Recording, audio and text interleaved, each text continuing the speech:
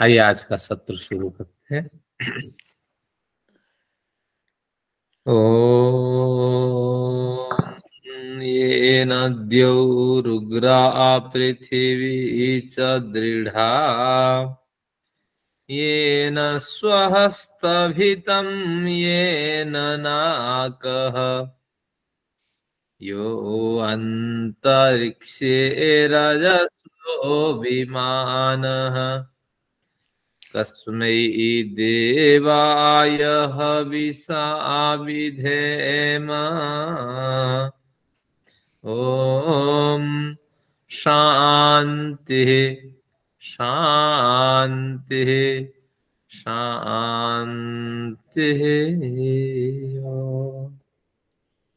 उस परम पिता के लिए नत सिर पूर्वक नमन है। आप सभी लोगों को मेरा अभिवादन है।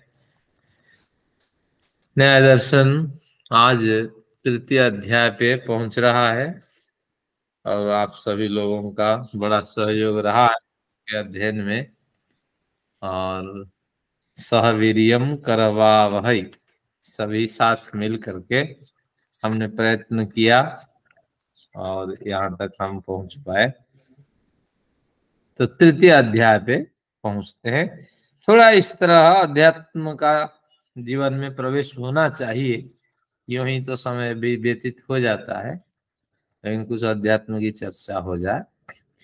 तो हम प्रथम सूत्र पे उतरते हैं। मैं कुछ आपको शीट दिखाता हूं ताकि आपकी थोड़ा रुचि इसमें बढ़े।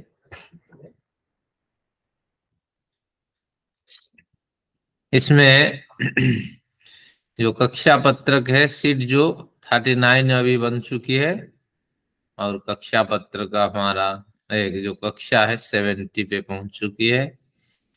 तो यहाँ विषय है देहेंद्रिय मनोबुद्धि वेदना संघात से जीवात्मा का अस्तित्व पृथक है, इस सिद्धांत पर शंकाएं और समाधान। तो ये कुछ संस्कृत शब्द हो गए बड़े। देहेंद्रिय मनोबुद्धि वेदना, तो यहाँ जो इंद्रिय है, इंद्रियां तो दो है, कर्मेंद्रिया और ज्ञानेन्द्रिया, और फिर अंतः इंद्रिया बहिरिंद्रिया। इस भेद से देखें तो इनमें भी दो भेद होंगे। तो बहिरिंद्रिया दो है, अंतः इंद्रिया 4 है। तो इस तरह अब यहाँ जो इंद्रिय की बात कही गई है, ये कर्मेंद्रिय ज्ञानेन्द्रिय, और जहां जहां कर्मेंद्रिय की बात है वो ज्ञानेन्द्रियों में अनुप्रविष्ट है, क्योंकि कर्मेंद्रिय स्थूल है, ज्ञानेन्द्रिय सूक्ष्म है। तो इसलिए यहाँ जो इंद्रिय की यहाँ तक बात कही गई है, यहाँ ज्ञानेन्द्रिय और कर्मेंद्रिय, कर्मेंद्रिय अनुप्रविष्ट ज्ञानेन्द्रिय, इस तरह इसको समझना। यानी ज्ञानेन्द्रियों का ही कथन किया जा रहा है जिसके अंदर कर्मेंद्रियां गृहीत हो जाती है। अब आगे मनोबुद्धि, मनोबुद्धि चित्त अहंकार, जो 4 अंतःकरण के तत्व है, ये अंतः इंद्रिय की बात है। और वेदना, वेदना भी इन्हीं के मनोबुद्धि चित्त अहंकार के स्तर पे है, जैसे शास्त्र में प्रयोग होता है। वेदना का मतलब है अनुभव, सुख का अनुभव, दुख का अनुभव।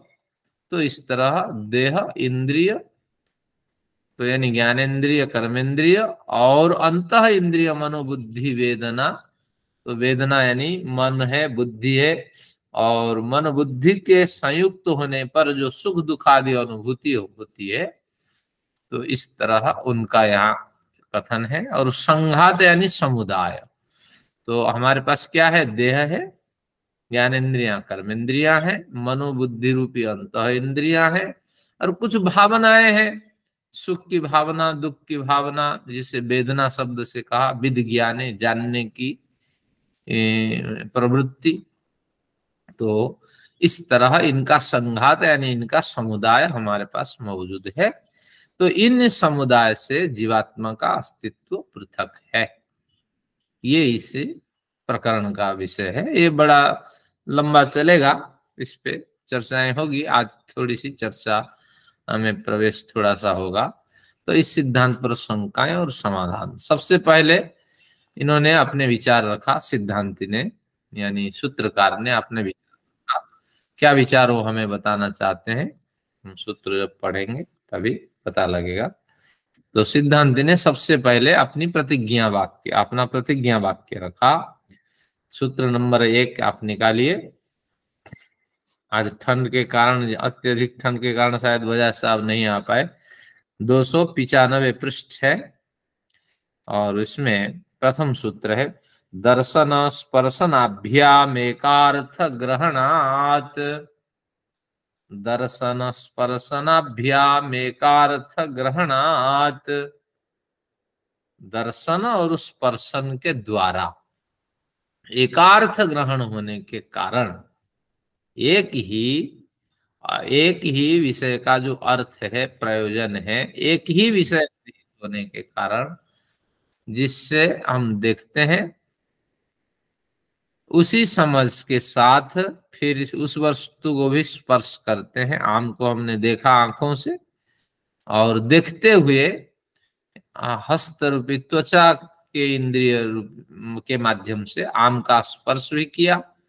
तो दर्शन और स्पर्शन के द्वारा एकार्थ ग्रहण होने के कारण यानी एक ही विषय का ग्रहण होने के कारण अनुमान लगाया जाता है कि एक अर्थ को ग्रहण करने वाला जो करता है वह जीवात्मा है और वह एक है। तो इस तरह इसका अर्थ है। दर्शन स्पर्शनाभ्याम कह करके उन्होंने क्या कहा कि केवल ही दर्शन स्पर्शन का विषय नहीं है, बहुत सी चीजें हैं। 5 ज्ञानेंद्रियों से भी गृहीत हो जाती हैं। तो 5 ज्ञानेंद्रियों से पृथक पृथक गृहीत होने पर भी एक ही ग्रहण करने वाला कर्ता का ज्ञान होता है। तो इसलिए सारी स्मृतियां उसी में होती हैं। आगे आएगा कि हम नींबू खाते हैं। नींबू तो वो कभी खाए थे, लेकिन नींबू को देखते ही हमारे लार टपकने लगते हैं। तो इसके पीछे जो तर्क है वह है कि स्मृति भी उसी कर्ता के पास है। हमने तो जड़ शरीर से कभी नींबू का स्वाद चखा था, लेकिन नींबू को खाने से मुंह में जिस प्रकार विकृतियां आती हैं, मुख जैसे सिकुड़ जाता है खटाई के कारण, तो नींबू को देखते ही वो भावना उदय हो जाती है। तो निश्चित रूप से ये स्मृति जो है उसी के पास है जो देखता भी है, सुनता भी है, जानता भी है और हमें प्रेरित भी करता है। तो इस तरह आइए इस सीट को देखते हैं। चक्षु इंद्रिय से जिस वस्तु को देखते हैं, त्वचा रूपी इंद्रिय से उसी वस्तु का हम स्पर्श करते हैं। मैंने शब्दार्थ नहीं लिखा क्योंकि शब्दार्थ पुस्तक के नीचे दिया हुआ होता है। केवल जो सरल से अर्थ इससे निकाले जा सकते हैं उन्हीं को मैंने स्थान दिया। तो चक्षु इंद्रिय से जिस वस्तु को देखते हैं, त्वचा रूपी इंद्रिय से उस वस्तु का हम स्पर्श करते हैं। इससे अनुमान आप लगाइए कि 2 हमारे पास इंद्रियों की बात हुई है हमारे साथ अभी, लेकिन इससे अनुमान लगाइए सभी इंद्रियों का, सभी ज्ञान इंद्रियों का यहाँ कथन हो गया। अतः यह व्यवहार सिद्ध करता है कि उस एकार्थ विषय का ग्रहण करने वाली आत्मा, आत्मा से अभिप्राय अणु परिमाण वाला जीवात्मा, निश्चित ही देह इंद्रिय मनो बुद्धि वेदना, वेदना का अर्थ यहाँ खोला सुख दुख का अनुभव करने वाली, सुख दुख का अनुभव करने वाली भावना, तो उसका नाम वेदना है। तो देह इंद्रिय मनो बुद्धि वेदना से वह आत्मा सर्वथा भिन्न होती है। तो देह में उस आत्मा का कोई संबंध नहीं, इंद्रिय से उस आत्मा का कोई संबंध नहीं, मनोबुद्धि से उस आत्मा का कोई संबंध नहीं और वेदना से भी कोई संबंध नहीं। वह आत्मा अपने में एक निराली है और अपने प्रयोजन से वो इन चीजों से संबंध स्थापित करती है। और ये जो चीजें हैं देहेंद्रिय मनोबुद्धि वेदना, ये उसके साधन है और इन्हीं के माध्यम से वो सब कुछ ग्रहण करती है। तो आत्मा जो है वो उसकी क्या परिभाषा है? आत्मा हाँ, ऊर्जात्मक ऊर्जात्मक आत्मा सच निरवयवी, यानी ऊर्जा स्वरूप उसका अस्तित्व है और वो निरवयवी है, उसके कोई अवयव नहीं होते हैं। लेकिन अंतःकरण को बनाकर ईश्वर ने उसको दिया है। वो अंतःकरण प्रकृति तत्व से बना हुआ होता है और सूक्ष्म होता है। तो उन्हीं प्रकृति तत्व से बने हुए अंतःकरण के माध्यम से वो जब जब सुनना चाहे सुनती है, जब जब बोलना चाहे बोलती है, और जब जब व्यवहार करना चाहे करती है। लेकिन इसके लिए अंतःकरण पूरा फंक्शन करता है एक शरीर के साथ। जब तक एक शरीर नहीं मिलेगा तो अंतःकरण फंक्शन नहीं करेंगे। तो इसलिए जो प्रेत भूत आदि का कथन है उसका यहाँ निषेध किया गया है, क्योंकि प्रेत भूत आदि की स्थिति में शरीर तो मिलता नहीं है। जब शरीर नहीं मिलता अंतःकरण फंक्शन नहीं करते। तो जब अंतःकरण उसके क्रियान्वित नहीं होते हैं तो फिर वह इधर जाए उधर जाए, दीवार फांद के चले जाए, छत से निकल जाए, तो ये कुछ होना असंभव है, क्योंकि उस समय वो अचेतन अवस्था में पड़ी रहती है आत्मा, आपने जो पैकेट ऑफ एनर्जी बन करके। तो इसलिए इसको इस तरह आपको समझना कि जब तक आत्मा नए शरीर में प्रवेश नहीं करती है तब तक वो भूत प्रेत नहीं बन सकती। और वो स्वयं, उसको ही पता नहीं है, स्वयं ही वो बेचेता यानी चेतना शून्य हो करके विद्यमान रहती है। जैसे फल के अंदर विद्यमान उसकी जीवनी शक्ति, बिल्कुल वो पेड़ बरगद बन करके 500 साल खड़ा हो सकता है, वो बीज, लेकिन वो इतना मूर्छित अवस्था में वो जीवनी शक्ति पड़ी होती है कि उस शक्ति को पता ही नहीं है क्या रूप लेकर के उसको प्रकट होना है। तो उस तरह स्थिति है यहाँ। तो बस स्पष्ट हो गया है कि अंतःकरण रूपी साधन समुदाय से, बाह्यकरण रूपी साधन समुदाय से जो भी ज्ञान गृहीत होता है उस ज्ञान को उपभोग करने वाला और उस ज्ञान से सुख दुख अनुभव करने वाला आत्मा जीवात्मा होता है। ये इसका निष्कर्ष है। इस तरह इन्होंने प्रतिज्ञा वाक्य रखा हमारे सूत्रकार ने। अब इस तरह 3.1.2 यानी तृतीय अध्याय प्रथम आह्निक द्वितीय सूत्र की ओर चलते हैं। यहाँ पूर्व पक्षी ने प्रश्न उठाया, कोई पूर्व पक्षी नहीं है, स्वयं ही एक विचार उठाते हैं कि विषय क्लियर हो जाए अधिक। तो क्या विचार उठाया, पहले विचार को पढ़ लेते हैं। न यानी आपका कथन ठीक नहीं है। आपने जैसे परिभाषा कर दी आत्मा के बारे में, दर्शन स्पर्शनाभ्याम एकार्थ ग्रहणात् आत्मा, जो आपने ये कहा, लेकिन वो ठीक नहीं है। न क्यों? विषय व्यवस्थानात्, प्रत्येक इंद्रिय के ग्राह्य विषय व्यवस्थित रूप से भिन्न भिन्न होने से। इंद्रिय सभी विषय को, नेत्र अपना विषय को ग्रहण करता है, कान अपना विषय को ग्रहण करता है, नासिका अपना विषय को ग्रहण करता है। तो अगर विषय को ग्रहण करता है उनका भी तो एक अपना अस्तित्व होना चाहिए। बिना अस्तित्व के वो अपना विषय को ग्रहण करता है और दूसरे विषय को छोड़ देता है। वो इंद्रिय ग्रहण करती है, दूसरे को छोड़ देती है। तो इस तरह कहना गलत है। अगर पूर्व पक्षी इस तरह प्रश्न उठाए, ऐसा नहीं, इनका कोई अस्तित्व नहीं है और ये सभी जड़ पदार्थ है, अस्तित्व विहीन है, और अगर ऐसा है तो किसी का भी ग्रहण हो जाता, लेकिन ऐसा नहीं है। केवल ही नेत्र इंद्रिय से रूप का ग्रहण होगा, केवल ही रसना इंद्रिय से स्वाद का ग्रहण होगा। तो इस तरह कथन उत्पन्न होगा। तो निश्चित रूप से आपने जो कहा कि इन सभी बाह्यकरण अंतःकरणों रूपी साधन द्वारा आत्मा सब कुछ ग्रहण करती है, ये गलत है।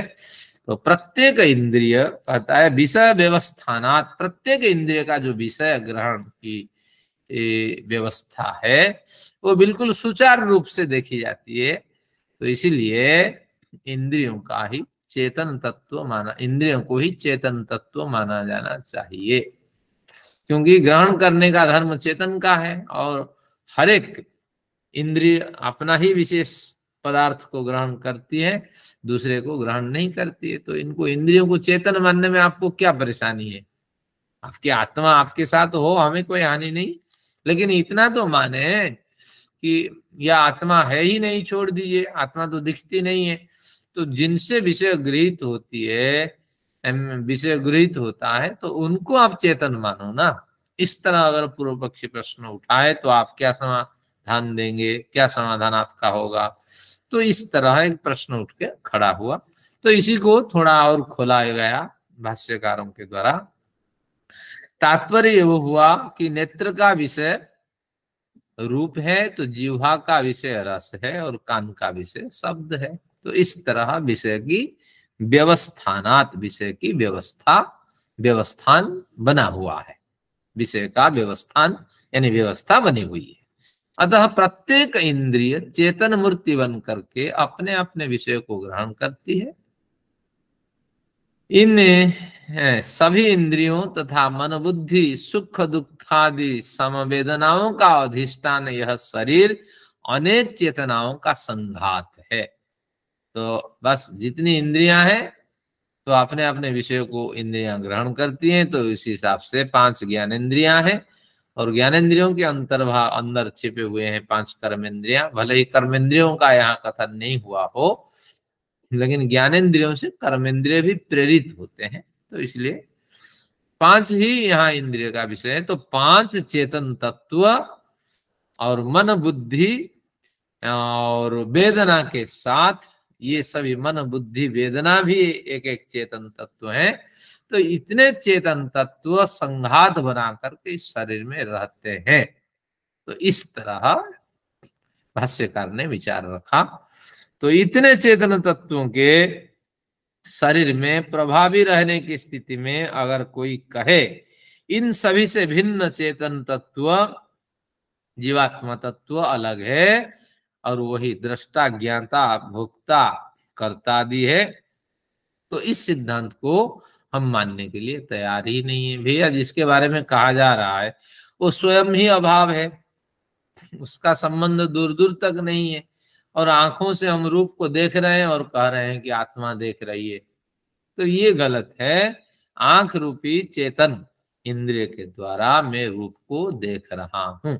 तो इस तरह का आपको व्यवहार करना चाहिए। त्वचा रूपी चेतन इंद्रिय तत्व द्वारा मैं ठंड और गर्मी का अनुभव कर रहा हूं। तो इस तरह आपको कथन करना चाहिए।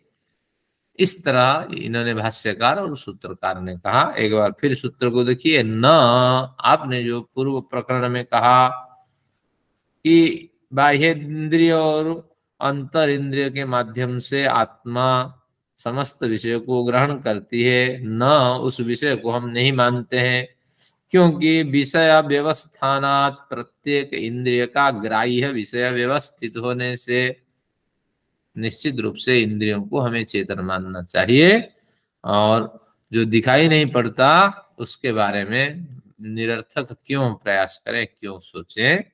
तो इस तरह द्वितीय सूत्र का ये अभिप्राय हुआ, ये अर्थ हुआ।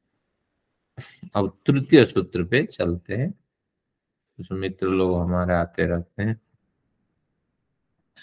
अब तृतीय सूत्र पे हमारा प्रवेश हुआ। क्या कहते हैं? तद व्यवस्थाना देवात्म सद्भावाद प्रतिषेध।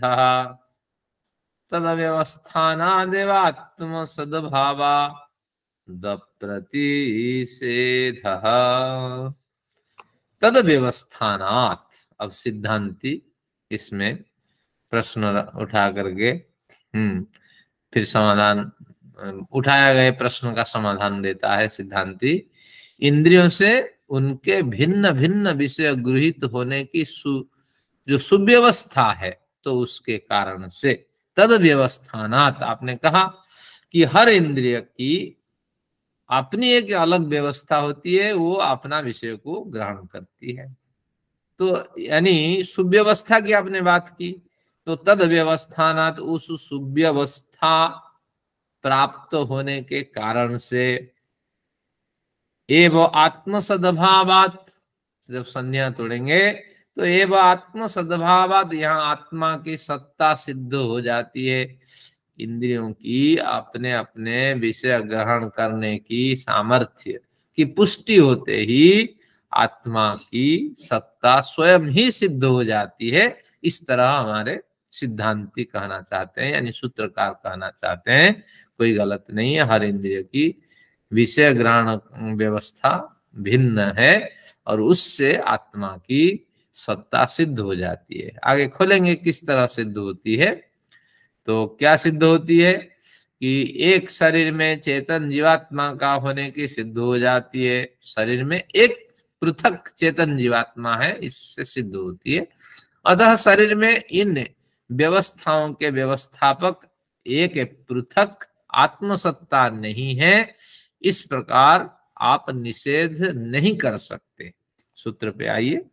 तद व्यवस्थानात, इस सुव्यवस्था के कथन होने के कारण आत्मसद्भावात, आत्मा की सत्ता सिद्ध हो जाने से अप्रतिषेध, प्रतिषेध यानी निषेध करना और अप्रतिषेध यानी ग्रहण करना। तो कहते हैं कि इस तरह पृथक सिद्ध हो जाने से कि आत्मा एक पृथक तत्व है, देह इंद्रिय मनो बुद्धि वेदना से एक पृथक तत्व नहीं है। तो इस तरह जो निषेध है, इस प्रकार आप निषेध नहीं कर सकते। आपको अवश्य स्वीकार करना पड़ेगा कि निश्चित रूप से इनका अस्तित्व है। नहीं, इसको खोला या नहीं, नहीं खोला।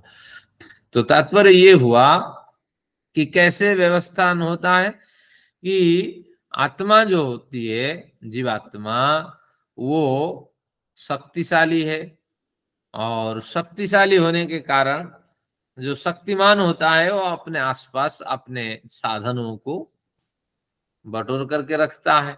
तो आत्मा ऊर्जा का स्रोत है और पूरा एक जगह बैठ करके संपूर्ण अवयव पे उसका अधिकार होता है। तो इसलिए जो आत्म तत्व है वह सुव्यवस्था बना करके हर इंद्रिय के माध्यम से पृथक पृथक भोगों को, जो इंद्रिय जिस भोग को ग्रहण करने में समर्थ है उनका ग्रहण करती है, उन सब का ग्रहण करती है। तो इसलिए सुव्यवस्था आत्मा के द्वारा बनाई गई है। तो आत्मा स्वयं सुव्यवस्थित स्थिति को प्रदान करके इंद्रियों को संचालित करती है और इंद्रियां उन पदार्थों पे पहुंचती है। उन पदार्थों का सूक्ष्म जो संवेदना है उसको ग्रहण करके अंतःकरण तक इंद्रियां पहुंचाती हैं और अंतःकरण से संवेदित होकर के आत्मा का किससे संबंध है? केवल ही बुद्धि प्रधान अंतःकरण से उसका संबंध है। तो अंतःकरण से आत्मा उसको अनुभव करती है। ऐसा नहीं कि आपने 2 रोटी खाई और जो रोटियां खाई आत्मा उसको भी खा लिया, ऐसा नहीं। आत्मा ही संवेदना, सुख दुख अनुभव करने की संवेदना ग्रहण करती है और अपनी व्यवस्था के द्वारा, बनाई हुई व्यवस्था के द्वारा। और जब व्यवस्था उसकी चरमरा जाती है, कभी एकाग्रता में वो उस व्यवस्था पे ध्यान नहीं दे पाती है, कभी निद्रा में उस व्यवस्था पे ध्यान नहीं दे पाती है, तो उस समय आत्मा उन विषयों को ग्रहण नहीं कर पाती है। लेकिन आत्मा सोती नहीं है, न आत्मा कभी चिंतित होती है। आत्मा बिल्कुल व्यवस्थित ढंग से वो अपना व्यवहार सिद्ध करती है। लेकिन ये अंतःकरण ही आत्मा को संवेदित करते हैं। कभी डर आया, कभी भय हुआ, तो कितने जोर जोर से आपके सांसें चलती है, पसीना निकलता है। तो इसका तात्पर्य ये हुआ कि अंतःकरण से संवेदित होकर के आत्मा भी उद्वेलित होने लगती है, क्योंकि मलिनता अंतःकरण में है और आत्मा का अंतःकरण के साथ संबंध है। अंतःकरण जैसे रूप प्रस्तुत कर देता है वो सामने, तो आत्मा उससे प्रभावित होकर के उस तरह का संदेश संप्रेषण करता है और पूरा शरीर अव्यवस्थित होने लगता है। तो यही है, इन्होंने फिर एक बार सूत्र को देखिए। तद व्यवस्थानात, अगर आपने ये बात कही कि सुव्यवस्था होने के कारण हर एक इंद्रिय अपने अपने विषयों को ग्रहण करती है। तो इस कथन से पुष्ट हो जाता है कि ये सुव्यवस्था बनाने वाली अंतःकरण में विद्यमान एकमात्र चेतन आत्मा है। और इसके सिद्ध हो जाने से आप नकार नहीं सकते कि देहेंद्रिय मनोबुद्धि वेदनाओं से भिन्न एक पृथक आत्मसत्ता है, और वह आत्मसत्ता कर्ता भी है, भोक्ता भी है, और दृष्टा भी है, ज्ञाता भी है, सब कुछ वही है। ऐसे आप इस सिद्धांत का निषेध नहीं कर सकते, ये इसका कथन है। तो इस तरह 3 सूत्र का हमने अध्ययन कर लिया, कोई विशेष इसमें नहीं है चिंतन का विषय। अब देखते हैं चौथा सूत्र पे पहुंचते हैं। आत्मा सोती नहीं, सोएगी आत्मा तब ना जिसका जड़ शरीर होगा। जड़ शरीर होगा, जड़ को ही तो निद्रा आएगी ना। तो आत्मा तो स्वयं चेतन है, और आत्मा का जड़ से कोई संबंध है नहीं। हमने पढ़ा वायु रनीलम, अनीड़ है, अभौतिक है आत्मा, तो बस ऊर्जा में स्वरूप है, और ऊर्जा थोड़ी सोएगी। ऐसे भी तो उसकी आंख नाक कान कुछ है ही नहीं, जो सारा निद्रा के समय क्या करती है फिर आत्मा? जब आपके सारे साधन काम नहीं करते, आपकी फैक्ट्री में प्रोडक्शन नहीं होती, तो आत्मा को आराम मिल जाता है, सो जाता आत्मा, तो फिर आपके मार्केट में शो करने लगता नो ट्रेड। आज मैंने कल लिखा बड़ौदा बैंक, बड़ौदा बैंक में लिखा था नो ट्रेड। तो आज जब आचार्य जी लगता है शेयर मार्केट में भी काफी काम करते हैं, आचार्य जी बीच में उसके एग्जांपल देते हैं। तो इस तरह तो आरोप लगाया जाता है कि आत्मा सो गई, लेकिन आत्मा सोएगी तो फिर सारी व्यवस्था गड़बड़ा जाएगी, और सोने का साधन है नहीं उसके पास, साधन पहले सो जाते हैं, और आत्मा सक्रिय बनी रहती है क्योंकि प्राण उसका प्रमाण है। प्राण तो नींद में किए गए कर्मों को तो आत्मा फिर संग्रहित नहीं करती ना, उसका कोई पाप नहीं लगता। हाँ, आत्मा तत्वतः निर्लिप्त है, लेकिन जब तक अंतःकरण साथ नहीं छोड़ता ना, तब तक तो वो मानती है मैं महिला हूं, मैं पुरुष हूं, मैं अज्ञानी हूं, मैं धूर्त हूं, मैं धनी हूं, मैं चिकित्सक हूं। ये सब कारण ये अंतःकरण का है, और हमारा जो अनुभव है, जो स्मृतियां हैं, तो वही है। लेकिन आत्मा तत्वतः नित्य शुद्ध बुद्ध मुक्त है। तो इस प्रकरण में मैंने इसको बताया था, किसमें एक व्याख्यान में मैंने क्लियर किया था, और एक बार आपको क्लियर कर देता हूं। जब व्यक्ति मर जाता है तो कहते हैं भूत हो गया, प्रेत हो गया, और कुछ हो गया। जरा इसको गंभीरता से सोचें। हमने पढ़ा था नित्य बुद्ध शुद्ध मुक्त चेतन आत्मा है, संख्य दर्शन में हमने पढ़ा था। ऊर्जा में स्वरूप है, अंतःकरण के द्वारा उसका व्यवहार है, और वो कैसे भूत प्रेत पिशाच कैसे बन सकता है? उसका स्वरूप ही भूत प्रेत पिशाच से भिन्न है। अंतःकरण हट जाए और निर्मल स्वरूप में उसमें जो संभावनाएं विकसित हो जाती है, फिर वो मुक्ति में चली जाती है। तो फिर ऐसी स्थिति में हमें जो पूजा पाठ करने की प्रथाएं थी, 13 दिन तक, 17 दिन तक, मुसलमानों का 41 दिन तक जो प्रथाएं बनी हुई है, तो ये पीछे इसके क्या तर्क है? तो ये जो प्रथाएं हैं, ये प्रथाएं निरर्थक है निश्चित रूप से। इन प्रथाओं के पीछे जो तर्क है कि पड़ोसी आएंगे और जो आपके रिश्तेदार आएंगे, सुख करेंगे, एक छोटी सी अवधि हमने रखी है 10, 11, 12 दिन, और मुसलमान तो हमारे विपरीत चलते हैं, 41 दिन उन्होंने कहा लंबा समय रखो, कोई फर्क नहीं पड़ेगा। हाँ, तो ये लंबा समय रखा जाता है, लेकिन ऐसे अवसर पे हमें क्या करना होता है? केवल ही ईश्वर का ही धन्यवाद करना होता है। यानी हे ईश्वर, आपने ही हमें इस शरीर में जन्म दिया, और इस शरीर में हमारी जो अगली यात्रा है आपने ही उसका निर्धारण किया। तो इसलिए विशेष रूप से मृत्यु में भी आपका धन्यवाद, जन्म में भी आपका धन्यवाद, और सभी कार्यों में केवल ही व्यवस्थापक उस ईश्वर का हमें धन्यवाद करना चाहिए। कुछ भी क्रिया नहीं करनी चाहिए और सारी क्रियाएं व्यवस्थित हैं और आत्मा में कोई मलिनता नहीं है और जो उसके कर्म है अंतःकरण में चिपके हुए हैं। भूत प्रेत पिशाच का कुछ भी नहीं है। वही मंत्र जो आप पढ़ते हैं उसी का आप पाठ करें, भिन्न मंत्रों का पाठ करें, कुछ वेदादि ग्रंथों का अध्ययन करें, ईश्वर का धन्यवाद करें, यही क्रिया केवल शेष बचती है और कोई क्रिया नहीं रहती है। तो इससे आपको पुष्ट हो गया। लेकिन जो बड़े लंबे समय तक पूजा करके पंडित ने जो मंत्र पढ़ता है वो हम जैसे लोग संस्कृत श्लोक बनाते हैं, एक सुना देते हैं। मैं तो हूँ सनातनी परंपरा का व्यक्ति, बचपन 17 साल तक उस परिवेश में रहा। देखिए मंत्र क्या है, वेद में ये मंत्र नहीं है। हम लोग लिखते हैं श्लोक, अक्रोधनैः सैच परैः सततं ब्रह्मवादिभिः भवद्भिर्भवितव्यं च मयात्र श्राद्ध कर्मणि। अक्रोधनैः, हे आत्मा, जिन लोगों के पास क्रोध नहीं है तो उनके साथ, शौच परई, जो शुचिता के साथ निवास करते हैं ऐसे व्यक्तियों के साथ, तो अक्रोधन और शौच पर व्यक्तियों के साथ, सततम ब्रह्मवादी भी, जो हमेशा ब्रह्म यानी मंत्र की चर्चा करते हैं, ईश्वर की चर्चा करते हैं, ऐसे व्यक्तियों के साथ, भवद्भिर भवितव्यम च, हमारे घर में ऐसे आवाहित ये लोग हैं तो आकर के आप इनके साथ बैठिए। मयात्र श्राद्ध कर्मणि, मेरे द्वारा श्राद्ध कर्म किया जा रहा है, उस श्राद्ध कर्म के फल का आप भोजन करें। किसी विद्वान ने बैठ करके लिख दिया, अब परंपरा प्रथित हो गई है।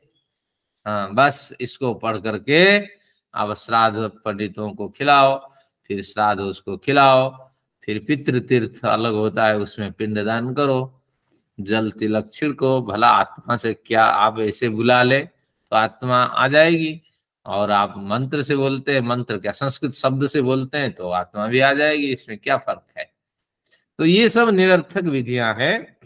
आचार्य जी एक बात पूछूं आपसे, अवश्य। जो ये जैसे सपोज मैं मर गई तो इन्होंने घर में यज्ञ शुरू कर दिया है करना, हाँ, उसका मेरे पे क्या असर होगा, मेरी मृत्यु पे? हाँ, कुछ भी असर नहीं होगा, क्योंकि शरीर मृत्यु से पूर्व किए गए कर्म शरीर के साथ चिपक जाते हैं और वही चले जाते हैं, आपसे कोई प्रभाव नहीं पड़ेगा। लेकिन तो प्रेत आत्मा क्यों कहते हैं उसको, प्रेत क्यों कहते हैं फिर?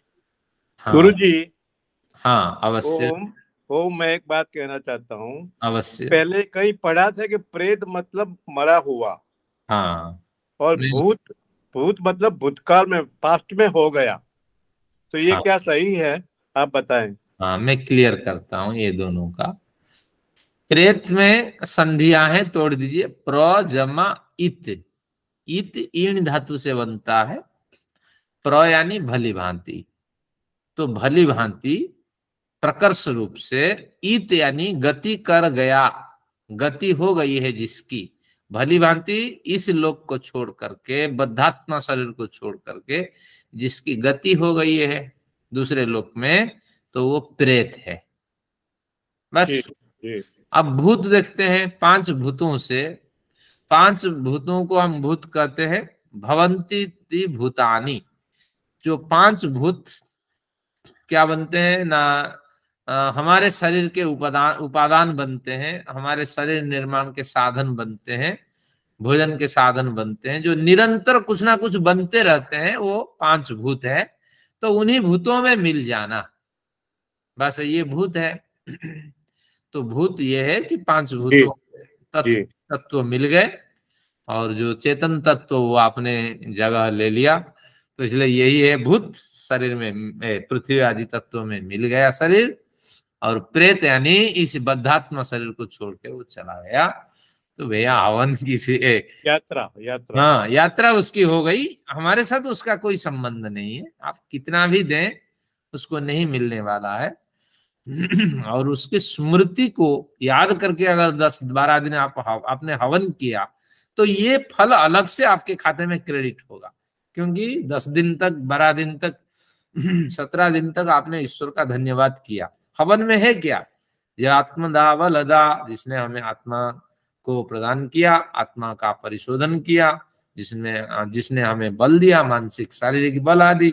तो उस सुख कारक परमेश्वर, सुख प्रदाता परमेश्वर का हम नमन करते हैं, धन्यवाद करते हैं। बस यही तो मंत्र में, और क्या, 15-17 मंत्र पाठ करके आपने हवन किया, ईश्वर का धन्यवाद किया। ऐसे अवसर पे तो निश्चित रूप से आपको फल मिलेगा, लेकिन गई हुई आत्मा को कुछ नहीं मिलने वाली है। पर ये जो पौराणिकों को भोजन वगैरह खिलाते हैं, हाँ, उसका क्या फायदा है? नहीं, कुछ नहीं।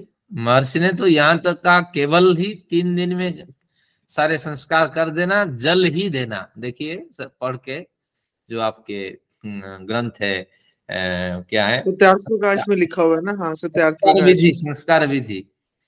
ये भी चाय भी नहीं देना, मट्ठी भी नहीं देना, और कुछ भी, बिस्किट भी नहीं देनी। तो तात्पर्य ये रहा कि महर्षि को पता था लोग बड़े बर्बाद हो जा रहे थे, तो इसलिए उन्होंने सख्त नियम बनाया। जब शास्त्र में कोई उल्लेख है ही नहीं, तो हम तो 4 दिन मना लेते हैं, लेकिन 3 दिन महर्षि ने लिखा है, और उसका प्रमाण है हमारे पारस्कर आदि सूत्र हैं। तो वो कहते हैं 3 दिन में शौच आदि सारे क्रिया कर ले। चलिए, धन्यवाद, आपने रुचि दिखाई। बहुत अच्छा किया आपने, हमें हमारा मस्तिष्क वाश कर दिया। जो हमारे दिमागों पे भूत होता है कि ये जी पनीर की सब्जी बनेगी, और ये पर क्या बनेगा, पालक पनीर बनेगी, और ये बनेगा वो बनेगा, उसका क्या फायदा है? बिल्कुल। तो इसमें एक तो मर गया, और दूसरा अगर वो गरीब आदमी था तो उसका तो घर बिकाऊ हो गया ना। निश्चित रूप से घर बिक जाता है, जमीन जायदाद, क्योंकि लोग कहेंगे ना, तू मोहल्ले में रहता है, सबका खाता है, तुझे भी देना है। और 150 आदमी को दें, अगर 1000 आदमी को दिया, एक प्लेट 200 रुपए, तो बस उसके 2 लाख रुपए लग गए। अब क्या करेगा बेचारा, अब उसका सारा बिक गया। तो इस तरह की स्थितियों से बचाने के लिए उन्होंने शास्त्र का सिद्धांत रखा, और कुछ भी नहीं मिलना है, जो करना है आपके शरीर सक्रिय रहते, चेतना के सक्रिय रहते आप कर जाए, तो वही लाभ है। आगे बड़े आराम से आप मृत्यु को प्राप्त करेंगे, कभी चिंता नहीं होगी कि मेरे जाने के बाद मेरे बच्चे अनाथ हो जाएंगे। इस तरह यही जागृति होनी चाहिए। हाँ, बड़े आराम से सारा काम करिए, और मृत्यु को बस गले लगाने के लिए तैयार रहिए। तो यही वास्तविक जीवन है। आज हमें एक योग दर्शन में एक सूक्त पढ़ाया है। हाँ, 19वां सूक्त था वो। हाँ, बोलिए, संदर्भ बताइए। वो हमारी बुद्धि में नहीं समाया।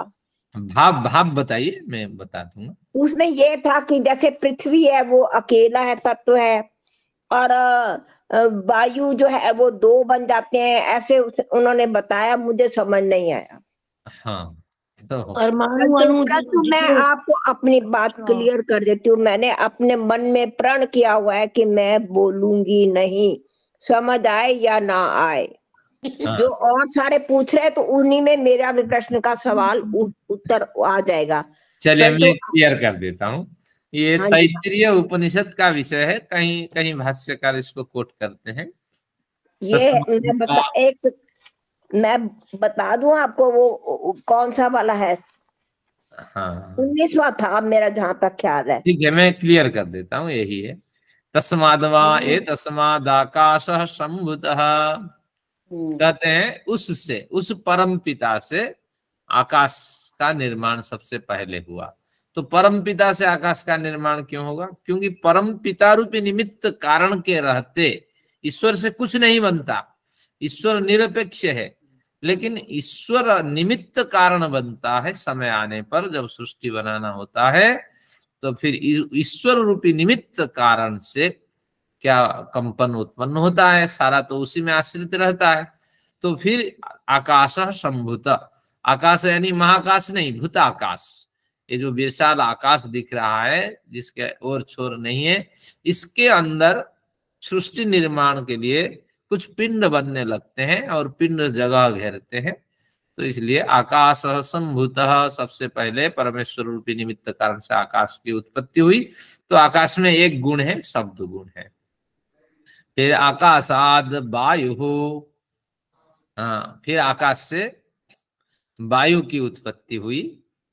फिर वायु में दो शक्तियां हैं, एक शब्द शक्ति है, एक स्पर्श शक्ति है। वायु वायुस्तेज, वायु से फिर तेज शक्ति की उत्पत्ति हुई। तो तेज में 3 गुण है। पहला गुण है शब्द गुण है, दूसरा है स्पर्श गुण है, तीसरा रूप गुण है। आकाश, आकाशाद वायु, वायुरग्ने, अग्नेरापः। इसके बाद आपः की उत्पत्ति हुई, जल की उत्पत्ति मानी गई है। जल अस्तित्व में आया। जल में 4 गुण दिखते हैं। तो जल में क्या है? शब्द, स्पर्श, रूप, रस, ये 4 गुण है। फिर तस्मात् पृथ्वी ही, इसके बाद पृथ्वी की उत्पत्ति हुई। पृथ्वी में 5 गुण है, शब्द, स्पर्श, रूप, रस, गंध। तो इस तरह पृथ्वी तक आते आते 5 पृथिव्याः औषधयः, पृथ्वी से फिर औषधियां, वनस्पतियां बनी। औषधिभ्यो रेतः, औषधिभ्यो अन्नम, फिर औषधि के कारण तरह तरह के अन्न, व्यंजन, भोग आदि विविध प्रकार के मिले। तस्माद् रेतः, और उनको भोजन करके मनुष्य वीर्यवान बना। फिर रेतसः आत्मा, फिर उस वीर्य आदि के कारण, क्रोमोसोम आदि के कारण फिर उनका फ्यूजन हो करके फिर आत्मा शरीर में, माँ के शरीर में प्रवेश करने लगती है। तो इस तरह कुछ विषय है। तो आपने रुचि दिखाई, हमारे पास आज समय भी था तो थोड़ी चर्चा। मैं पढ़ के बता रही हूँ आपको। दिशया विशेष लिंगम अलिंगम अलिंगानी गुण पर्वाणी।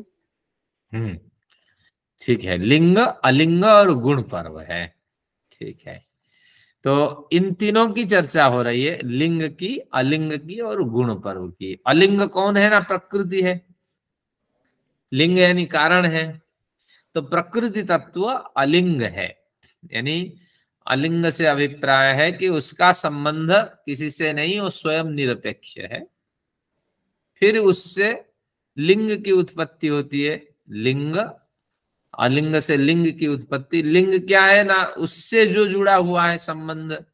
तो प्रकृति, महतत्व, अहंकार और ये सारा जो ताना बाना है 24-25 तत्वों की, तो वो हो गया आपका लिंग स्वरूप है। तो लिंग, अलिंग और गुण पर्व। और उस अलिंग में भी जीवात्मा का ग्रहण हो जाता है। जीवात्मा भी अलिंग है। और परमेश्वर तो अलिंग, लिंग आदि सब में विद्यमान है, उनका कथन यहाँ नहीं होता है। तो फिर आगे गुण पर्वाणी, गौण हो करके अगर चलते हैं हम इस तरह, सबसे पहले लिंगों का कथन होगा, फिर अलिंगों का कथन होगा, यानी प्रकृति, महतत्व, अहंकार आदि। उससे अगर सूक्ष्मता की कल्पना करें तो प्रकृति रूपी अलिंग का कथन होगा। सबसे पहले लिंग का कथन होगा, यानी प्रकृति, महतत्व, अहंकार आदि। फिर उससे सूक्ष्म अलिंग प्रकृति का कथन होगा। उससे अगर कुछ सूक्ष्म है तो वह फिर जीवात्म तत्व का अलिंग शरीर का कथन होगा। और इन तीनों के माध्यम से परम अलिंग जो है वो परमेश्वर का ज्ञान होता है। तो इस तरह सूक्ष्म से स्थूल से सूक्ष्म का कथन है उसमें। बाकी यही कथन कुछ था योग दर्शन का। चलिए हम अपने विषय पे आते हैं। धन्यवाद, धन्यवाद, बहुत बहुत धन्यवाद, बहुत बहुत धन्यवाद। चलिए, तो 3.1.5 में हमने क्या पढ़ा? नहीं, 3.1.4 में हमने पढ़ा, यदि इंद्रिय, मन, बुद्धि, सुखादि संवेदनाओं से युक्त चेतन तत्वों का संघात होता नहीं, ये भी नहीं पढ़ा, ऊपर पढ़ा।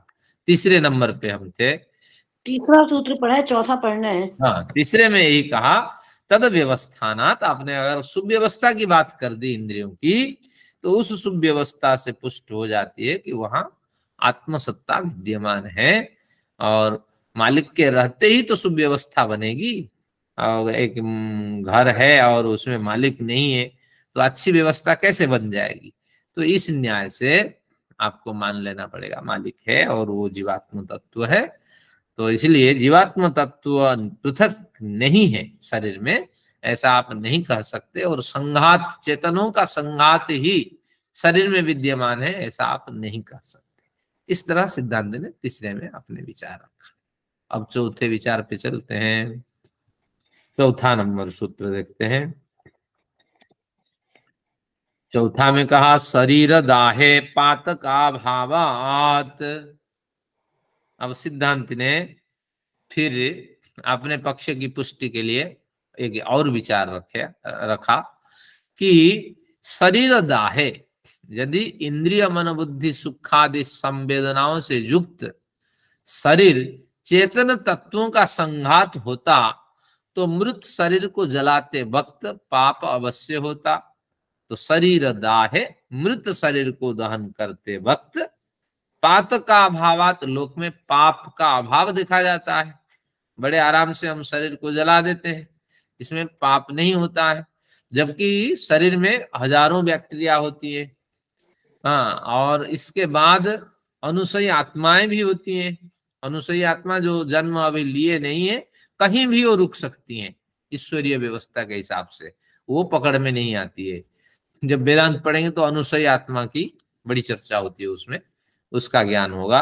तो एक शरीर में कितनी आत्माएं हैं? एक तो उसका प्रिंसिपल आत्मा है, जिसके होते ही शरीर सक्रिय बना रहता है, और फिर इसके बाद और उसमें जो बैक्टीरिया, फंगी, वायरस, ये सब उसमें ठसाठस भरे रहते हैं, और उनकी संख्या भी बेशुमार है। इसके अतिरिक्त ईश्वरीय व्यवस्था के हिसाब से कुछ भी आपके आसपास हो सकता है, कहीं भी अनुसयी आत्माएं हो सकती हैं, जो आत्मा अभी पैकेट ऑफ एनर्जी बनकर के मूर्छित अवस्था में है, और ईश्वर कहीं भी उसको रख सकता है और कहीं भी उसको प्रकट कर सकता है। तो इस तरह अब प्रश्न बढ़िया सिद्धांत ने रखा कि मन बुद्धि सुखादि संवेदनाओं से युक्त शरीर शरीर चेतन तत्वों का संघात होता तो मृत शरीर को जलाते वक्त पाप अवश्य होता, परंतु ऐसे विधि निषेध शास्त्र में या लोक व्यवहार में नहीं देखे जाते हैं। तात्पर्य ये हुआ कि प्रिंसिपल आत्मा के निकल जाने के बाद, प्रमुख आत्मा के निकल जाने के बाद, प्रमुख चेतन आत्मा जो है वही तो प्रमुख है, उसके निकल जाने के बाद ये सारे मरे जिए कोई मायने नहीं रखता। तो इन हम गौण मानते हैं। हजारों बैक्टीरिया को हम जला के नष्ट करते हैं, लेकिन पाप नहीं पड़ता। इनका जन्म ही है जहाँ प्राण तो निमिषतो, हर निमेष में इनका पैदा होना और मरना, ये इनका निर्धारित है। कैसे आप पेड़ों से फूल तोड़ते हैं, कैसे आप पेड़ों को छटाई करते हैं, ऐसी आत्माएं हैं। कैसे आप गमले में छटाई फटाई करते हैं, आत्माएं होती हैं। तो उनका जन्म ऐसा होता है, हाथ पैर उसका काट दे और दुख के साथ, तड़पाहट के साथ इनका निवास होता है। कई बार वो अश्वत्थ पीपल का पेड़ उग जाता है, हमारे सेवक उसको बेरहमी से काट करके अलग करते हैं। तो उससे काटते वक्त भी आप थोड़ा ध्यान लगाइए कि देखिए जन्म इनका ऐसा ही है, शरीर नाश हो ही नहीं रहा है, वो चिपक करके उसकी जड़ रहती है, और जैसे बारिश फारिश हो जाए तो फिर वो कौंपले देने लगती है, फिर हम तोड़ देते हैं उसको। तो ऐसा ही इनके कुछ जन्म होते हैं, और कष्ट तो जबरदस्त होता है, लेकिन मृत्यु नहीं होती। तो इसलिए शरीर के अंदर बैक्टीरियाज होते हैं, उनके जल जाने का पाप नहीं लगता? नहीं लगता, क्योंकि कुछ न्यूनतम पाप करने होते हैं। क्योंकि शरीर नहीं जलेगा तो हजारों की हत्या हो जाएगी, उसकी दुर्गंधि से कई तरह के और विषैलु जीवाणु पैदा हो जाएंगे। तो इसलिए बड़ी हानि से बचने के लिए छोटी हानि की जा सकती है। तो इस तरह शास्त्र में इसका मतलब पाप उसको नहीं माना गया है। तो ये इसके पीछे तर्क है। तो छोटी हानि तो, छोटी हिंसा तो करनी होती है, और इसको वैदिक हिंसा हिंसा न भवति, इस तरह एक मीमांसा में सूत्र मिलेगा। कुछ वैदिक हिंसा होती है, छोटी मोटी हिंसा होती है, और जो उत्तम कार्य के लिए होती है, जिस हिंसा को करने से हजारों की रक्षा हो सकती है, तो वह हिंसा की जा सकती है। लेकिन कोशिश हमें भरसक करना चाहिए, हिंसा न हो, लेकिन शरीर को बिना जलाए तो आप शांति से नहीं रह सकते। लेकिन इससे बढ़िया है शरीर दान कर दें और शरीर का जो व्यवस्था करें, मैन्योर बनाएं और उसको खाद में कन्वर्ट कर देते हैं, ये भी बहुत बढ़िया है। अगर शरीर दान करते हैं, कई बार चर्चा होती है, शरीर दान करना ही एक सन्यासी का व्रत है। बल्कि मैं एक बार फिर स्मरण कराता हूँ, सभी लोग शरीर दान अवश्य करें। आपके शरीर से उनको कुछ लेना देना नहीं है, क्योंकि आपके ऑर्गान से जल्दी डेड हो जाते हैं, वृद्धावस्था का है। लेकिन प्राचीन भारत में क्या होता था कि सन्यासी लोग जो होते थे, वही जो चरक सुश्रुत आदि के समय पे वही देहदान करते थे, बाकी तो सब जला देते थे परंपरा के हिसाब से। तो सन्यासी लोगों का शरीर कहाँ गिर गया, कहाँ मृत्यु हुई, कुछ सेवक लगे रहते थे, वो सब उस शरीर को उठा करके लाते थे। चरक सुश्रुत आदि जो आयुर्वेद का जो प्रचार था, तो उस समय चीर फाड़ करके उन्हीं का कार्य करते थे। तो सन्यासी का देहदान होता है, वो व्रत करके कहीं भी गिर जाता है, कहीं भी मर जाता है। तो इसलिए उस व्रत को अगर आप अपनाना है, आज भले ही आपने सन्यास नहीं लिया, अगर शरीर दान करते हैं तो निश्चित रूप से देहदान भी एक सन्यासी का व्रत होता है। तो ये बहुत बड़ा है। तो देह दीजिए, अंग दान करिए, जो भी संभव है करिए। लेकिन शास्त्र तो यही कहता है कि हमें क्या करना चाहिए, जला देना चाहिए। और शरीर दाह है, जब शरीर को दहन करते हैं पातका भावा, तो उसमें कोई पाप नहीं होता है। परंतु ऐसे विधि निषेध शास्त्र और लोक व्यवहार में देखे नहीं जाते हैं कि पाप लगता है, ऐसा नहीं देखे जाते हैं। तो अगर चेतन, ये कहते हैं अगर नहीं लगते हैं पाप, तो निश्चित रूप से जो आपके मनोबुद्धि इंद्रिय वेदना चेतना स्वरूप है और वो शरीर में रहते हैं, तो इनका यहाँ निराकरण हो गया। यानी देह इंद्रिय मनोबुद्धि वेदना जो है वो चेतन तत्व है, ये सारे शरीर में संघात बना के रहते हैं। तो अगर ये सारे चेतन तत्व रहते हैं और चेतन तत्व के प्रति हम हिंसा करते हैं, आप तो मानते नहीं जीवात्मा को, तो जीवात्मा को नहीं मानते हैं, ये तत्व हमेशा विद्यमान रहेंगे। जहाँ जब जब इनके अवयव रहेंगे, इंद्रिय गोलक रहेंगे, तत्व विद्यमान रहेंगे। विद्यमान रहेंगे तो हम उसको जलाते हैं। जब जलाते हैं तो शास्त्र में कहीं पाप नहीं लिखा है। जब शास्त्र में पाप नहीं लिखा है तो फिर आप चेतन कैसे मानेंगे? इन इंद्रिय देह को आप चेतन कैसे मानेंगे? ये इनका सिद्धांति का कथन है। तो इसलिए आपको मानना पड़ेगा अनेक चेतन तत्व शरीर में नहीं है, एकमात्र चेतन तत्व शरीर में निवास करता है। ये अब पूर्व पक्षी ने अपने विचार रखा। पूर्व पक्षी यानी इसी विषय को और अधिक समझाने के लिए फिर सूत्रकार ने एक और आयाम हमारे सामने रखा। तो क्या आयाम है? देखिए 5 नंबर सूत्र पढ़िए। 5 नंबर सूत्र में कहा, तद अभाव सात्मक प्रदाहेपि तन्नित्यत्वात् तद अभाव। आपने जो कहा वो कथन बिल्कुल अभाव युक्त है, यानी निरर्थक है। तद अभाव सात्मक प्रदाहेपि तन्नित्यत्वात्, आत्मा के साथ प्रदाहेपि तन्नित्यत्वात्, आत्मा के साथ उसको जलाने पर भी, आत्मा तो जो है अविनाशी है, नित्य है, आप भी मानते हैं। हाँ, सिद्धांत से पूछता है आप आत्मा को नित्य मानते हैं? नित्य का मतलब अविनाशी है, कभी मरती नहीं है। तो निश्चित रूप से ये आत्माएं जो हैं अविनाशी होने से उनको जलाने से कोई फर्क नहीं पड़ता। तो इसलिए शरीर जल जाता है, आत्मा के गोलक आदि जो जल जाते हैं, तो आत्मा को कोई फर्क नहीं पड़ता। इसलिए तो शरीर मृत्यु के बाद जला देना चाहिए, ऐसा कहा जाता है व कहा गया है। इस तरह अगर पूर्व पक्षी रखें अपना तर्क, तो आप समाधान क्या देंगे?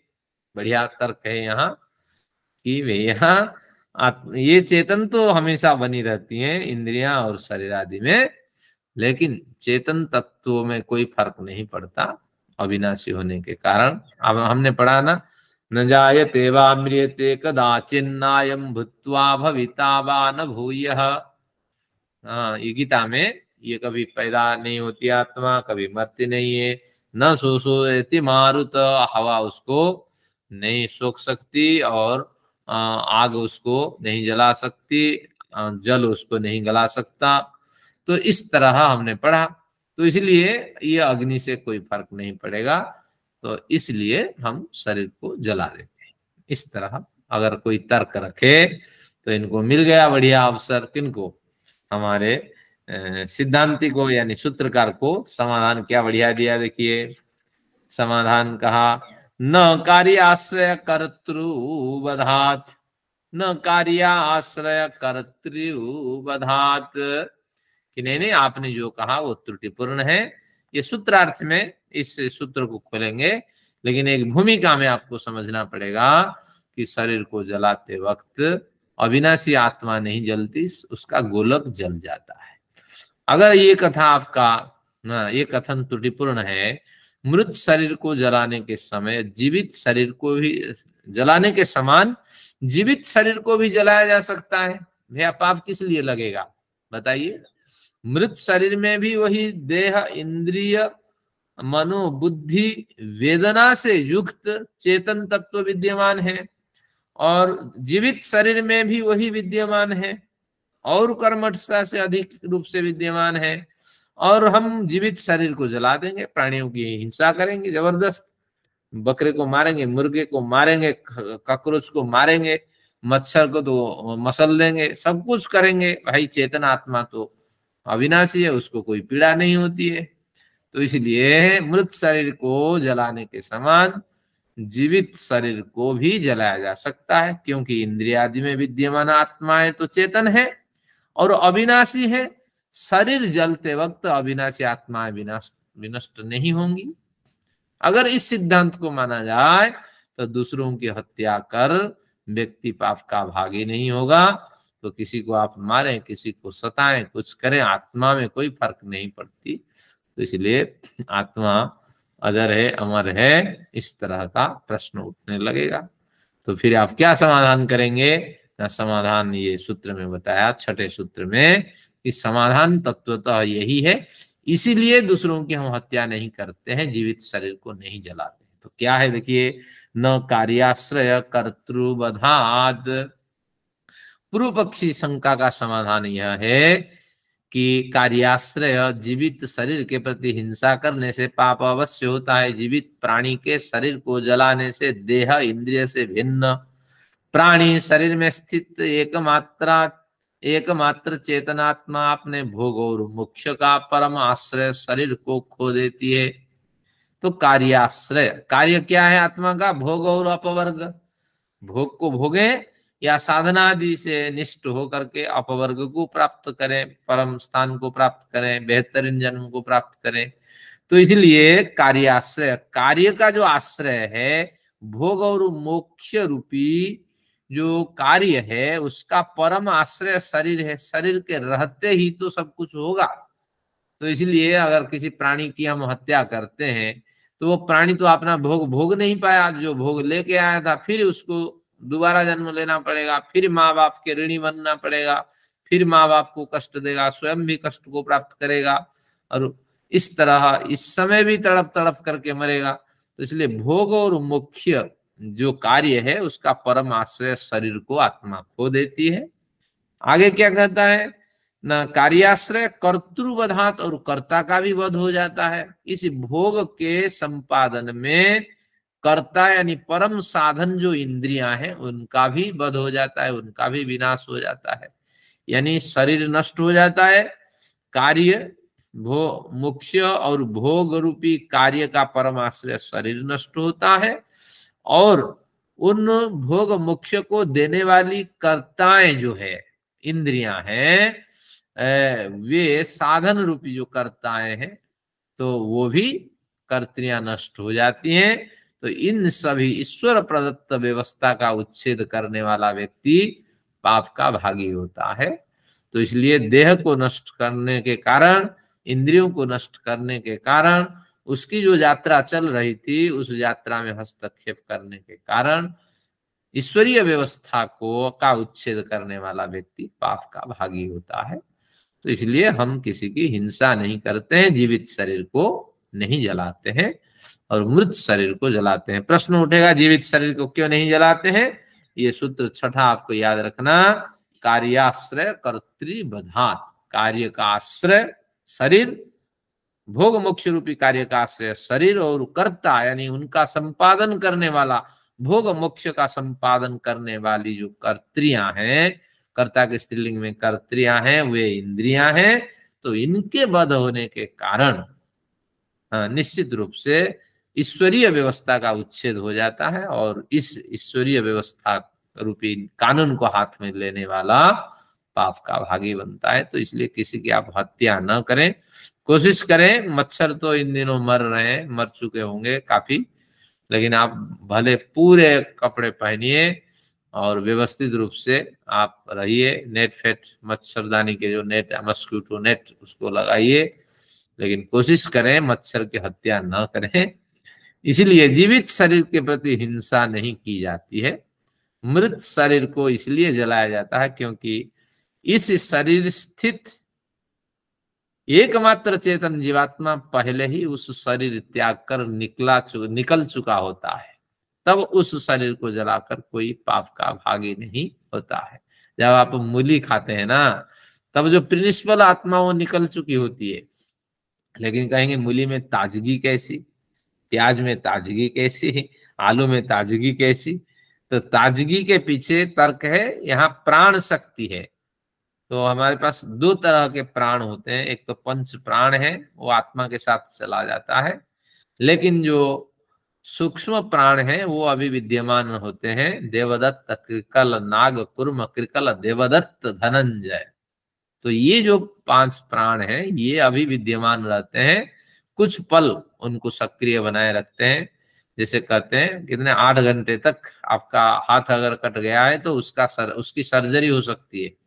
तो यानी ये 5 प्राण शरीर छोड़ने में 8 घंटा समय लेते हैं।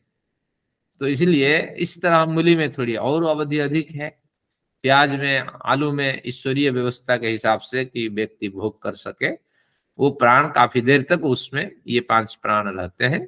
बाकी जो 5 प्राण है ये आत्मा के साथ 17 तत्व निकलते हैं ना, आत्मा के साथ संख्य आपने पढ़ रखा है। हाँ जी, हाँ जी। हाँ, तो 17 तत्व में 5 प्राण है और 5 ज्ञानेंद्रियां हैं, ये 10 हो गए। और फिर आपका 5 तन्मात्राएं हैं, ये 15 हो गए। बुद्धि और मन, ये 17 तत्व है। और सप्तदशैकम लिंगम, एक आत्मा को मिला करके सप्तदश के साथ एक लिंग शरीर आपका चला जाता है। आत्मा को मिलाने से 18 तत्व है, शरीर से निकल करके ये चले जाते हैं। तो इस हमारा जो हम प्राण लेते हैं इसको क्या कहेंगे? प्राण लेना, हाँ, प्राण लेना जो है वो प्राण शक्ति है, और छोड़ना अपान शक्ति है। अच्छा, तत्वतः लेना छोड़ना प्राण अपान नहीं है, लेकिन अंदर कोई शक्ति बैठी हुई है जिसके कारण से आपकी सांसें बाहर जा रही है और सांसें फिर अंदर आ रही है, तो वह शक्ति प्राण शक्ति है। लेकिन ये जो जाने आने की जो क्रियाएं हैं, ये क्रियाएं उस शक्ति का वाइब्रेशन है। प्राण की साधना करो तो आप सांसें लेते हैं, छोड़ते हैं, लेकिन वास्तविक रूप से ये प्राण की उपासना नहीं है। जो प्राण शक्ति अंदर बैठी है तो उसका चिंतन मनन करें और सांसों को लेते जाएं और छोड़ते जाएं, तो वो प्राण शक्ति। तो इस तरह जैसे इंद्रियां, जो प्राण साधक होते हैं वो बहुत शोर मचाते हैं और कुछ कुछ करते हैं, उसका क्या कारण है? मुझे पता नहीं, वो जानना पड़ेगा, मुझे भी कम अनुभव है।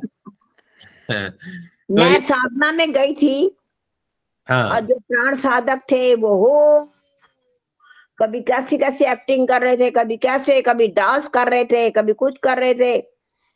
मैं डर गई थी उनसे, मैं वापस भाग गई।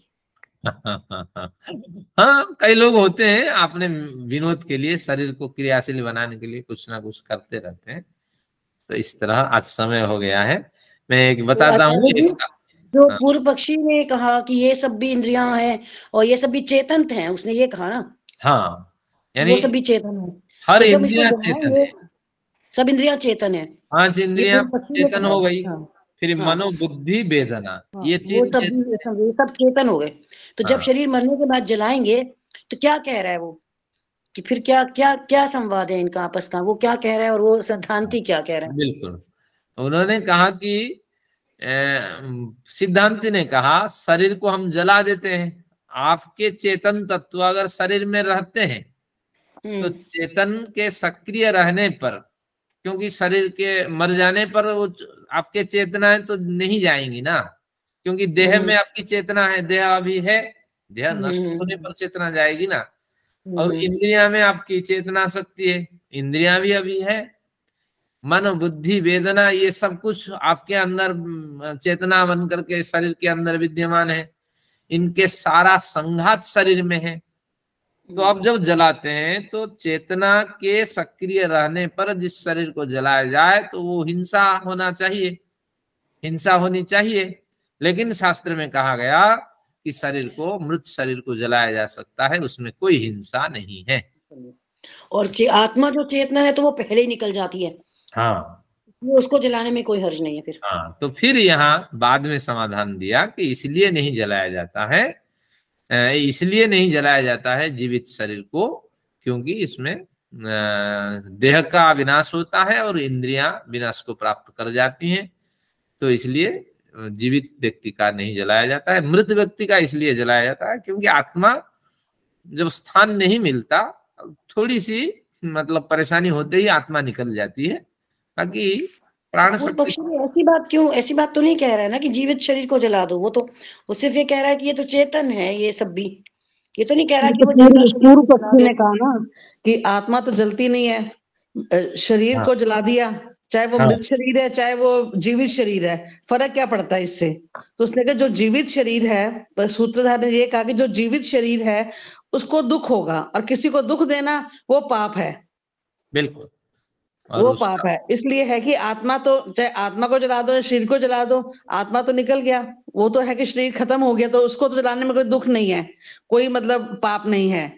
मृत जीवित व्यक्ति को जलाने में आत्मा तो नहीं मरेगी, शरीर जलेगा, पर वो पाप है कि हमने उस शरीर को दुख दिया। मेरा यही हुआ प्रश्न ना ये आप इतना बता रही हैं, मेरा प्रश्न ये था कि वो कहाँ कह रहा है कि जीवित शरीर को जला दो, पूर्व पक्षी ये कहाँ कह रहा है कि आप जीवित शरीर को जला दो? अब क्लियर करते हैं। ये जो सूत्र है, इस सूत्र में उन्होंने शरीर दाहे शब्द का प्रयोग किया ना,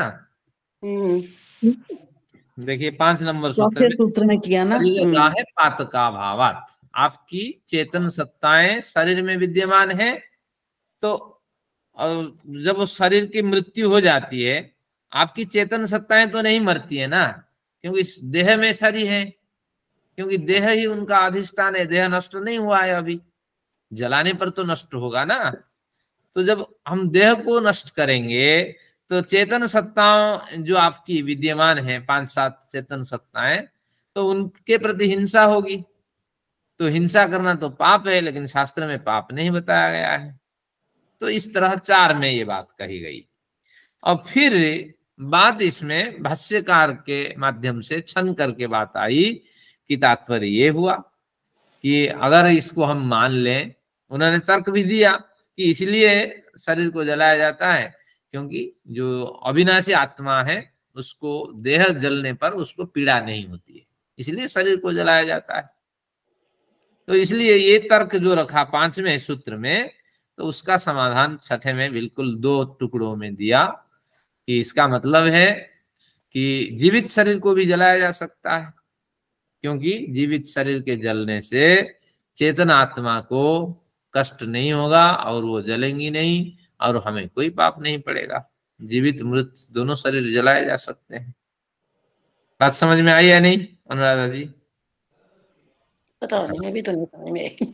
नहीं आई?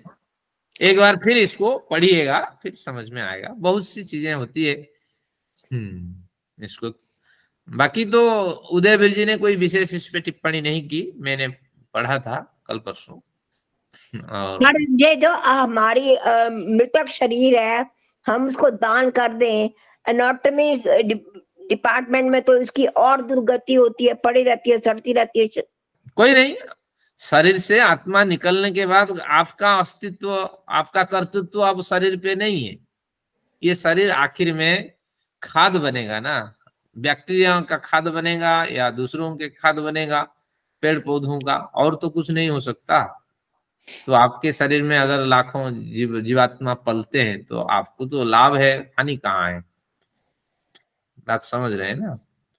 तो शरीर से मोह छोड़ना है, बस इस शरीर की यात्रा यहीं तक थी, इसी पड़ाव पे हमने शरीर को छोड़ देना है। तो ये इसका तात्पर्य है।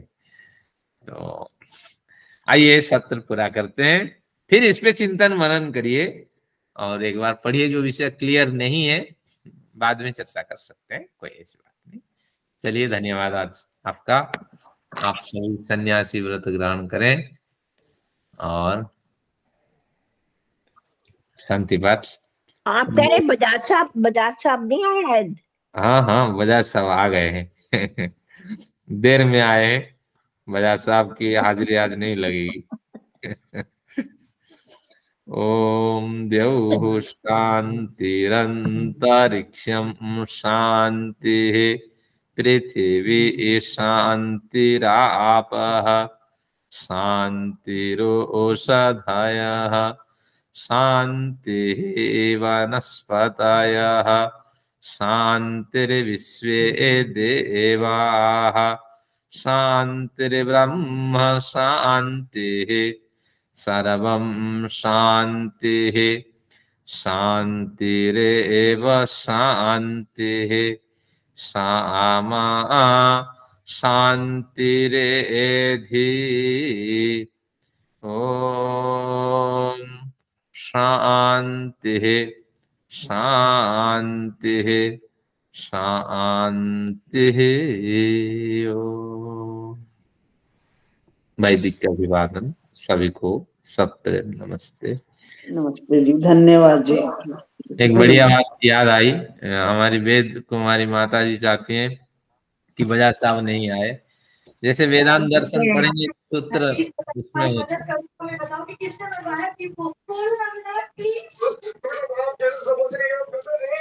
हाँ, तो वेदांत दर्शन में एक सूत्र आता है, उसमें हाँ ठीक किया आपने।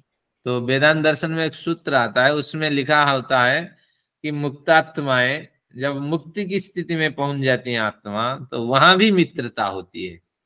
अच्छा। हाँ, तो वहां मुक्तात्माएं आपस में बातचीत करती हैं, मेल बना करके एक दूसरी जगह यात्रा करती हैं। फिर जिसको जो अनुभव होता है, क्योंकि ज्ञान के आधार पे अनुभव किसी को अधिक होता है, किसी को न्यून होता है, तो फिर वो उसको शेयर करते हैं। तो इस तरह बढ़िया सूत्र है, आपस में उनका संदेश होता है। तो वास्तविक रूप से इस समय में जैसी मित्रता है, ये मित्रता हमेशा मुक्ति लोक में भी बनी रहती है। तो आप सब मुक्तात्माएं हैं। बजाज साहब आपसे मिलने वहां पर भी यही लोग मिलेंगे सारे। कौन से जन्मों का था नहीं, साथ हम आपसे आके मिले। बजाज साहब तो बाद में मिले, आपका तो पता नहीं कौन से जन्मों से ज्ञान ग्रहण करना था हमने। हम कहाँ मुक्त हो रहे हैं अभी। हम तो बंधे हुए हैं। आचार्य जी, एक मैं बात पूछना चाह रही थी, इससे कनेक्टेड नहीं है दर्शन से। जैसे हम लोग ना मंत्र सीख रहे हैं, बोल रहे हैं, मतलब बहुत देर से जैसे उम्र में जुड़े, और कई तो नए भी पुराने भी जुड़े होते हैं, तो जैसे प्रोनाउंसिएशन ठीक नहीं होता, तो इससे भी कुछ नुकसान होता है क्या कोशिश करने के बाद? कुछ नुकसान नहीं, शुद्ध मंत्र नहीं बोल पाते जैसे जितनी मर्जी कोशिश करें तो उसका प्रमाण है व्याकरण में। मतलब वो मतलब जैसे मैंने कहीं सुना कि वो तो हम गलत बोल रहे हैं, तो ईश्वर भी तो गलत ही वो भावना समझेगा ना, जैसे हम लोग मतलब जो अर्थ। तो मेरे मन में नहीं, मैं प्रमाण आपको बताता हूँ। यज्ञ कर्मणि अजप निंख सामसु, एक सूत्र पाणिनि ने लिखा है। यज्ञ कर्म में अगर भली भांति आप उच्चारण नहीं करवाते हैं मंत्र, जब यज्ञ करते हैं, तो कोई ग्लानि लेना नहीं है, क्योंकि ईश्वर सब समझता है।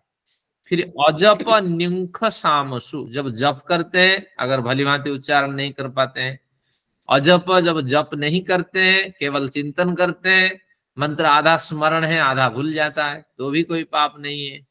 न्युंख एक प्रक्रिया होती है उच्चारण की, तो उसमें भी अगर मंत्र शुद्ध नहीं होता है तो कुछ भी नहीं है। सामवेद का पाठ करते हैं, साम मंत्रों का गान करते हैं, जैसे सामवेद का ये त्रिसप्ता परियंती, उसके अलग स्वर होते हैं, ये त्रिसप्ता, तो जो उसके स्वर नहीं गा पाते हैं तो कोई हानि नहीं है। तो यज्ञ कर्मणि अजप न्युंख सामसु 4-5 स्तर दे करके उन्होंने क्लियर कर दिया। मंत्र की अशुद्धि का भय आप छोड़ देना, लेकिन आप भावनात्मक पक्ष को प्रबल मानना और निरंतर। हाँ, क्योंकि हम ना जितनी मर्जी कोशिश करें, क्योंकि संस्कृत हमारा बेस नहीं है ना, तो नहीं हो पाती। तो मेरे को दिमाग कहीं मैंने सुना था, तो मैंने कहा आपसे एक बार ये शंका समाधान। लोगों ने भ्रांति फैला रखी है। हाँ ठीक है। आचार्य जी, मेरे में सबसे बड़ा डिफेक्ट आ गया है कि हवन करते करते ना, जैसे बोलूंगी इंद्र श्रेष्ठानि द्रविणानि देहि चित्ते, आगे अड़ जाऊंगी, फिर